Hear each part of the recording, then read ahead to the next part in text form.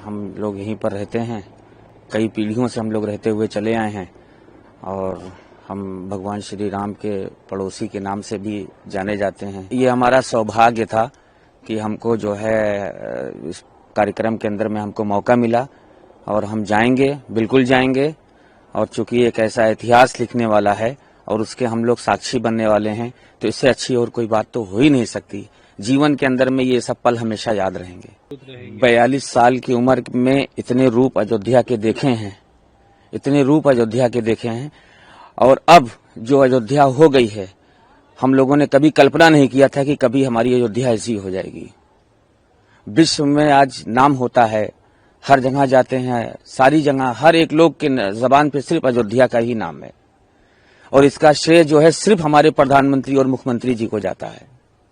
अगर किसी का मकान बनता है या किसी का कोई भवन बनता है, अगर उसमें कोई सहयोग करता है तो उस इंसान उसके एहसान को पूरे जीवन भर भूल नहीं पाता। और यहाँ तो हमारे प्रधानमंत्री और हमारे मुख्यमंत्री जी ने पूरी अयोध्या को ही बदल डाला।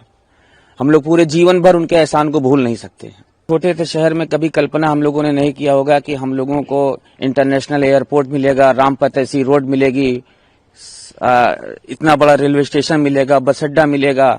ये सोचने वाली बात है कि जो लोग यहाँ के दिल्ली, मुंबई, लखनऊ, गुजरात जहाँ पर कारोबार करने के लिए जाते थे, बिजनेस करने के लिए जाते थे, आज वहाँ के लोग यहाँ कारोबार करने आते हैं, वहाँ की कंपनियां यहाँ पर आती हैं। ये है अयोध्या। ये हमारे लिए जितने गर्व की बात है, हमारे पास कोई अल्फाज नहीं है कि हम आपके सामने बयान कर सकें। हम लोगों को जितना ज्यादा इसके ऊपर में गर्व है, वैसे तो आप पड़ोसी कह लीजिए, भगवान श्री राम हैं, अपने महल में हैं, ये सब उनका प्रांगण ही कहलाया जाएगा, ये उनकी प्रजा कह लीजिए आप। सब लोग हैं और सब यहाँ खुशहाल हैं। प्राण प्रतिष्ठा के बाद में यहाँ के एक ऐसा माहौल हो गया कि यहाँ का हर एक बाशिंदा, हर एक इंसान, कोई परेशान नहीं, सब खुशहाल हैं। सबके ऊपर में प्रभु की माया बरस रही है। उनको जो है जी बिल्कुल भंडारा चलाते हैं, प्राण प्रतिष्ठा में भंडारा चलाते हैं, चलाए थे। और ये हमने हमारे बाबूजी जो हैं, हमारे श्रीमान चंपत राय जी का उस दरमियान में निर्णय हुआ था कि यहाँ पर भंडारा सब चलेगा। तो ये रसोई और ये सब सारी चीजें ये सब बनी हुई हैं और ये हमेशा ही ये रसोई के ही इस्तेमाल में होगी।